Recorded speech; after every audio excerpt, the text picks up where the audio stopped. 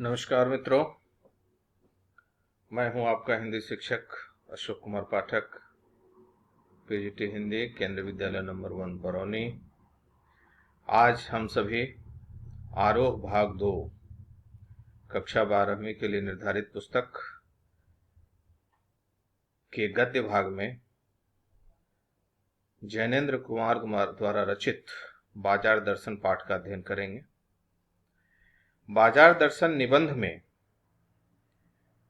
जैनेन्द्र कुमार ने गहरी वैचारिकता एवं साहित्य के सुलभ लालित्य का संयोग प्रदर्शित किया है।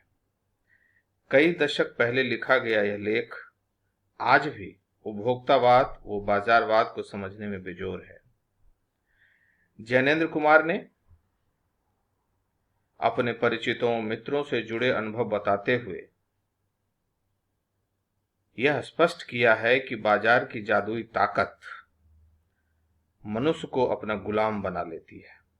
यदि हम अपनी आवश्यकताओं को ठीक ठीक समझकर बाजार का उपयोग करें तो इसका लाभ उठा सकते हैं। इसके विपरीत बाजार की चमक दमक में फंसने के बाद हम असंतोष, तृष्णा और ईर्ष्या से घायल होकर सदा के लिए बेकार हो सकते हैं। लेखक ने इस पाठ में, इस निबंध में कहीं दार्शनिक अंदाज में तो कहीं एक कहानीकार की तरह अपनी बात समझाने की कोशिश करते हैं। इस क्रम में उन्होंने केवल बाजार का पोषण करने वाले अर्थशास्त्र को अनीति शास्त्र बताया है। चलिए आगे चलते हैं। जैनेन्द्र कुमार जी का परिचय। बाजार दर्शन बाजार के आकर्षण एवं बढ़ती बाजारू प्रवृत्ति पर कटाक्ष करने वाला निबंध है। हिंदी में प्रेमचंद के बाद सबसे महत्वपूर्ण कथाकार के रूप में प्रतिष्ठित जैनेन्द्र का अवदान बहुत व्यापक और वैविध्यपूर्ण है। इनका जन्म सन 1905 ईस्वी में अलीगढ़ उत्तर प्रदेश में हुआ था। बहुत सरल एवं अनौपचारिक सी दिखने वाली शैली में उन्होंने समाज, राजनीति, अर्थनीति एवं दर्शन से संबंधित गहन प्रश्नों को सुलझाने की कोशिश की है। श्री जैनेन्द्र कुमार का निधन सन 1990 ईस्वी में हो गया। इनकी रचनाएं जो रही हैं, त्यागपत्र, परख, सुनीता आदि उपन्यास इनके प्रसिद्ध रहे हैं। खेल, पाजेब, नीलम, देश की राजकन्या, अपना अपना भाग्य, तत्सम आदि कहानियां इनकी सुप्रसिद्ध हुई है। इन्हें जो पुरस्कार मिले हैं, इन्हें साहित्य अकादमी पुरस्कार मिला है, भारत भारती पुरस्कार मिला है और पद्म भूषण पुरस्कार मिला है। बाजार दर्शन पाठ या निबंध कहें उसे, कि निबंध का जो विषय वस्तु है वह है कि बाजार दर्शन जैनेन्द्र का एक महत्वपूर्ण निबंध है जिसमें गहरी वैचारिकता और साहित्य सुलभ लालित्य का दुर्लभ संयोग देखा जा सकता है। पाठ के आरंभ में लेखक मित्र के बाजार जाने की बात करते हैं, जो लेने गए थे कोई मामूली चीज, लेकिन लौटते हैं बहुत से बंडल लेकर। लेखक के पूछने पर इसे पत्नी की महिमा बताते हैं। बाजार से, यहाँ आपको तस्वीर दिख रही होगी बाजार की, कैसे भीड़ भाड़ बाजार में देखने को मिलता है। चीजें बिक रही होती हैं, वो बाजार कैसे आकर्षित करता है, इसका चित्र है।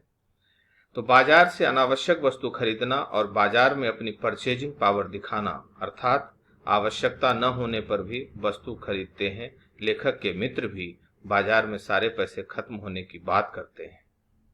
लेखक का मानना है कि बाजार की शैतानी शक्ति अपने मायाजाल में फंसाकर हमें आमंत्रित करती है कि मुझे लूटो और सब भूल जाओ।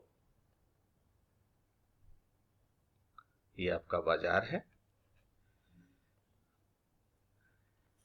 फिर आगे लेखक संयमी लोगों के बारे में बताते हुए कहते हैं कि संयमी लोग फिजूल को फिजूल ही समझते हैं और बाजार की शैतानी शक्ति के जाल में नहीं फंसते। जैसे भगत जी जो चूरन बेचते हैं उन्हें यह काम करते हुए कई बरस हो गए हैं। वे बाजार जाते हैं तो वहां संयम की मिसाल हैं। देखते देखते 6 आने की कमाई हो जाती है। बाकी बचा चूरन वे बच्चों में बांट देते हैं। कभी ऐसा नहीं हुआ कि कोई उन्हें 25वां पैसा भी दे सके। कभी चूरन में लापरवाही नहीं हुई है। कुछ लोग ऐसे भी होते हैं जो बाजार को देखते भर मात्र हैं, उन्हें क्या लेना है यह समझ में नहीं आता है।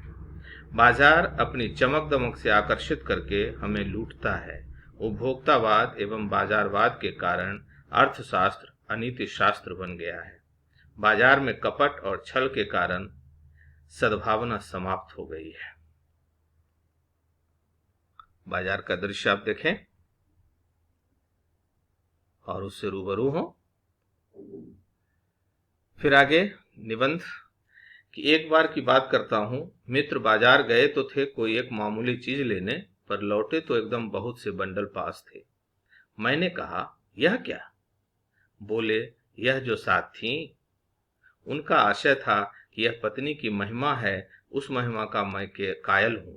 आदिकाल से इस विषय में पति से पत्नी की ही प्रमुखता प्रमाणित है, और यह व्यक्तित्व का प्रश्न नहीं, स्त्रीत्व का प्रश्न है। स्त्री माया न जोड़े तो क्या मैं जोड़ूं? फिर भी सच सच है, और वह यह कि इस बात में पत्नी को ओट ली जाती है। मूल में एक और तत्व की महिमा सविशेष है। वह तत्व है मनी बैग, अर्थात पैसे की गर्मी या एनर्जी। पैसा पावर है, पर उसके सबूत में आसपास माल टाल न जमा हो तो क्या वह खाक पावर है? पैसे को देखने के लिए बैंक हिसाब देखिए, पर माल असबाब मकान कोठी तो अनदेखे भी दिखते हैं। पैसे की उस परचेजिंग पावर के प्रयोग में ही पावर का स्टे है। इसके आधार पर कुछ पुनरावृत्ति प्रश्न हैं जो गद्यांश निबंध के अंश आपके सामने दिए गए थे। कि लेखक ने पैसे को पावर क्यों कहा है?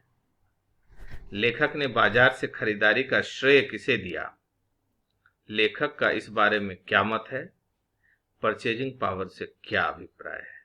ये रिकैप्चुलेशन के प्रश्न हैं। इसका जवाब आपको वहीं से मिल जाएगा। फिर जब हम लोग मिलेंगे तो उस पर बातें करेंगे।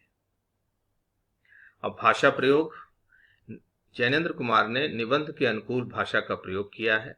तत्सम और विदेशी शब्दों का प्रयोग इसमें हुआ है, जैसे परचेजिंग पावर अर्थात खरीदने की शक्ति, असबाब मतलब सामान, माया जैसे धन दौलत पैसे वगैरह, एनर्जी मतलब ऊर्जा, महिमा मतलब महत्ता महत्व, मनी बैग मतलब पर्स जिसमें पैसे रखे जाते हैं।